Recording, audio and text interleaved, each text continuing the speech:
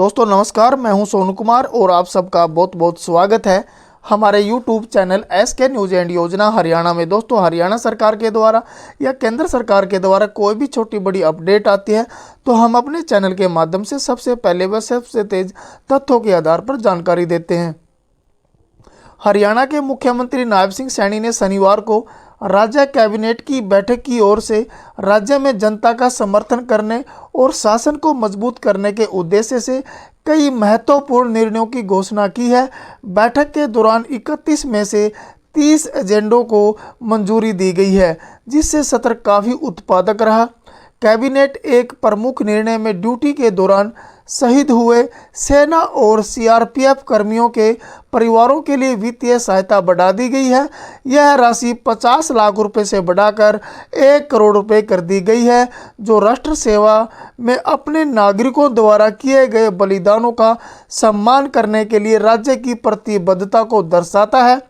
Press conference में बोलते हुए नायब सिंह सैनी ने कहा कि सर्वोच्च बलिदान देने वाले सेना और सीआरपीएफ कर्मियों के परिवारों के लिए अनुग्रह राशि को 50 लाख से बढ़ाकर 1 करोड़ करने का निर्णय लिया गया है। साथ ही 1957 के मातृभाषा सत्याग्रहियों की 15,000 रुपये से मासिक पेंशन को बढ़ाकर 20,000 रुपये करने का निर्णय भी लिया गया। इसके अलावा पंचायत विभाग को 12 दिसंबर 1995 आतंकवादियों से मुकाबला करते हुए ड्यूटी के दौरान शहीद हुए सब इंस्पेक्टर जय भगवान की पत्नी को 200 वर्ग गज का प्लाट दिया। इसके साथ साथ कैबिनेट ने दयालु योजना और ईडीएस प्रणाली में भी बदलाव किए हैं। एक अन्य कदम के तहत ग्रुप ए और बी पदों पर भर्ती के लिए आधार को अनिवार्य कर दिया गया है, जो भर्ती प्रक्रिया में पारदर्शिता और दक्षता सुनिश्चित करने की एक कदम है। दोस्तों आधार कार्ड को कंप्लीट यानी कि मान्यता दे दी गई है कि एक अन्य कदम के तहत ग्रुप ए और बी पदों पर भर्ती के लिए आधार को अनिवार्य कर दिया गया, ताकि भर्ती में पारदर्शिता और दक्षता सुनिश्चित करने की दिशा में एक नया कदम है। 2 महत्वपूर्ण कानूनों में संशोधन भी किए गए हैं। पंचकुला महानगर विकास प्राधिकरण अधिनियम 2021 और हरियाणा संविदा कर्मचारी अधिनियम 2024, जिसका उद्देश्य शासन में सुधार और कर्मचारियों को अधिक सुरक्षा प्रदान करना है। इसके अलावा मुख्यमंत्री ने हाल ही में बारिश ओलावृष्टि से हुई खराब फसल पर भी चर्चा की है। मुख्यमंत्री नायब सिंह सैनी की अध्यक्षता में हरियाणा मंत्रिमंडल शनिवार को चंडीगढ़ में आयोजित बैठक के दौरान ग्रुप सी और डी पदों के लिए सामान्य पात्रता परीक्षा यानी कि सीईटी 2022 में संशोधन करने को मंजूरी दे दी है। संशोधित नीति को अब सामान्य पात्रता नियम 2024 के माध्यम से ग्रुप सी और डी पदों पे भर्ती के लिए नीति के रूप में संदर्भित किया गया है कि संशोधनों के अनुसार हरियाणा के वास्तविक निवासियों को पहले प्रदान किए गए सामाजिक आर्थिक मानदंडों के 5% वेटेज को हटा दिया गया। यह परिवर्तन पंजाब और हरियाणा उच्च न्यायालय द्वारा जारी निर्देशों के अनुरूप है। संशोधित नीति पुलिस सेवा, जेल और होमगार्ड पदों में सहित ग्रुप सी पदों के लिए सीधी भर्ती पर लागू होगी।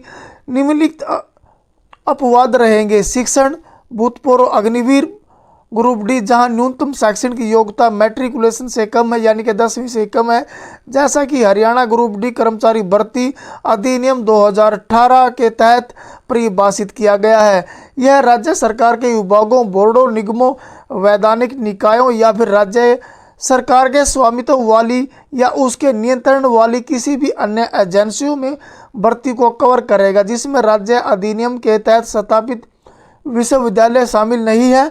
एक अन्य प्रमुख संशोधन कौशल और लिखित परीक्षा के लिए पात्र उम्मीदवारों की अधिकतम संख्या को विज्ञापित पदों की कुल संख्या के 10 गुना तक बढ़ा देता है। पहले विज्ञापित पदों की संख्या के 4 गुना उम्मीदवार पात्र होते थे। राज्य सरकार ने पहली बार 5 मई 2022 को ग्रुप सी और डी पदों के लिए कॉमन एलिजिबिलिटी टेस्ट को शुरुआत की थी। इससे पहले उद्देश्य हरियाणा में सरकारी पदों के लिए विश्वसनीय और पारदर्शी भर्ती प्रक्रिया सुनिश्चित करके जनता का विश्वास हासिल करना और उसे बनाए रखना।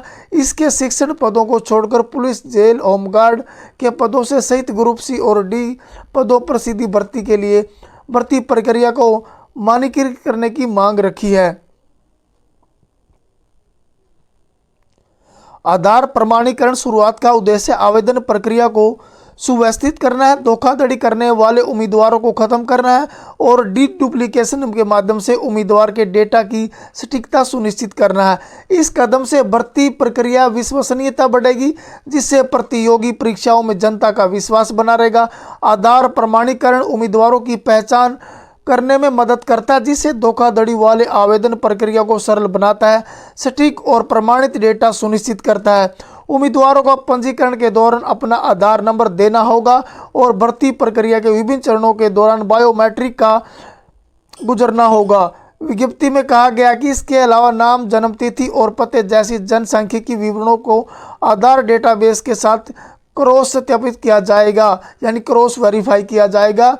यह निर्णय सुशासन आधार प्रमाणीकरण के नियम 5 के तहत निर्धारित दिशा निर्देशों और इलेक्ट्रॉनिक और सूचना प्रौद्योगिकी मंत्रालय 8 मार्च 2024 के निर्देश पालन करती है। दोस्तों, ये थी आज की सबसे बड़ी अपडेट जो आपको बताना बड़ा जरूरी था।